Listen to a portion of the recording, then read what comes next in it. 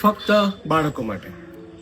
જે અંબે રિહેબિલિટેશન સેન્ટરમાં જ્યારે પણ દર બુધવારના દિવસે એક ઓપીડી જોતો હોઉં ને, ત્યારે ઘણા બધા પેરેન્ટ્સ એક ઇન્ક્વાયરી કરતા હોય અને ખૂબ સહજતાથી કહેતા હોય કે સાહેબ, મારું આ 16 વર્ષનું બાળક હવે મોબાઈલ વધારે જોઈ છે, પરંતુ આ મોબાઈલ જોવાના એક એડિક્શનને લઈને શું રિહેબમાં મૂકવું જરૂરી છે?